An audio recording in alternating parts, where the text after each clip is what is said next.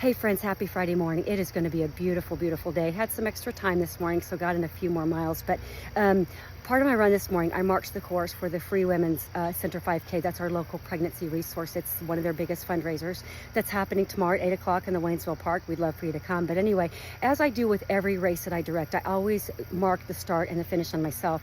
And I run it a couple different times so I know that the distance is correct. So I know I run a little shorter, a little longer, and kind of put those two together to make sure that that the distance is correct. And this is to keep the runner safe and just to ensure that they have the best time that they can do, that they can have, right? Because I have the blessing of stepping in as race director tomorrow, so that's part of my job. But anyway, I got to thinking as I was out here this morning, I've really been meditating on James 1 verses 2 and 3, where he said, consider it pure joy when you encounter trials of various kinds, because you know that the testing of your faith produces perseverance. And you know, as a race director and a running coach, I have a unique perspective on pain. Let me tell you, not just pain for me, but pain for other people.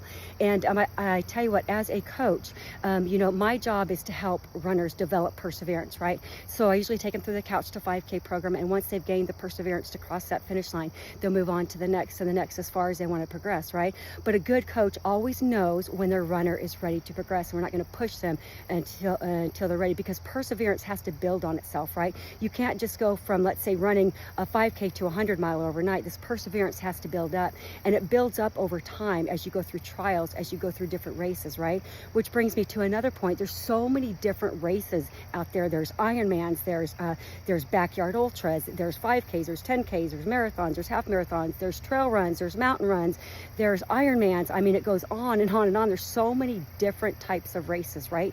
And these various types of races test a person's fitness level of where they're at by once they start to the finish line, what their training is tested on whether or not they make it to the finish line. Let me tell you what, this training isn't just physical, especially in these longer races.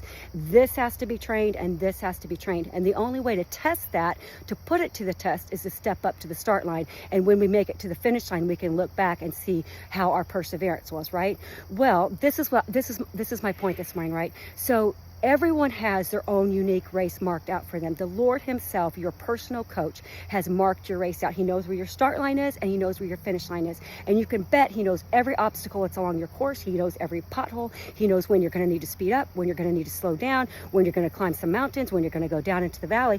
And let me assure you of this, every believer will go through trials, tests and trials. I tell you what, if you ask me, I think every believer is either going into a trial, getting ready to go into a trial, coming out of a trial, or in a trial. I mean, it's just that, you know, Jesus said, in this life you will have trouble, but he does say, take heart, I've overcome the world. And the Lord has promised to walk with us through every one of these trials, to be with us in the valley, to be with us on the mountaintops, to personally go alongside of us. And I want to tell you, I want to encourage somebody with these words. The Lord has marked out your course for you. It's your individual course. Don't compare it to anybody else. Don't compare your trials to anybody else, because what God knows exactly what you need. He knows what you need to gain this perseverance. And there's not one trial, one obstacle, one pitfall. There's nothing along this path that the Lord will not allow to happen or personally make happen to form you into the person that you need to be, to give you this perseverance to follow him, this perseverance to stand firm in the end days